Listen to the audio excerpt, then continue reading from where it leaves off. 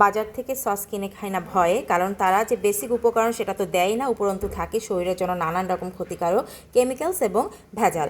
আমি ঘরেই সস তৈরি করে থাকি, আরও অনেকেই ঘরে সস তৈরি করে থাকে, তবে তাদের সেই সসগুলো থেকে উপকরণগুলো আমার অবশ্যই ভিন্ন। বলে রাখছি আমি একজন হার্বালিস্ট, সেই হিসেবে আমার ঘরের খাবারে নানান রকম ভেষজের ব্যবহার থাকে, নানান রকম দেশি বিদেশি মশলার ব্যবহার থাকে, যেটা সাধারণত অন্যরা করেন না।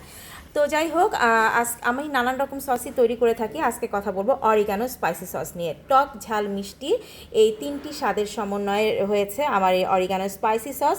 এটা কিন্তু বাজারে সস্তা কোনো চিলি সস না। এখানে বেসিক হিসেবে মানে বেসটা যে সেটাতে আমি ব্যবহার করি সবুজ রঙের ক্যাপসিকাম। এছাড়া রয়েছে মেডিটেরিয়ান মূল্যবান ভেষজ, রোজমেরি, অরিগানো সহ নানান রকম আরও ভেষজ এবং মশলা রয়েছে। আমার নিজ হাতে বানানো অ্যাপল সিডার ভিনেগার, রয়েছে এক্সট্রা ভার্জিন অলিভ অয়েল। তো আর দেরি কেন, শরীরের জন্য ভীষণভাবে উপকারী এবং খেতে ভীষণ মজা টক ঝাল মিষ্টি স্বাদের এই অরিগানো স্পাইসি সসটি এখনই অর্ডার করে ফেলুন।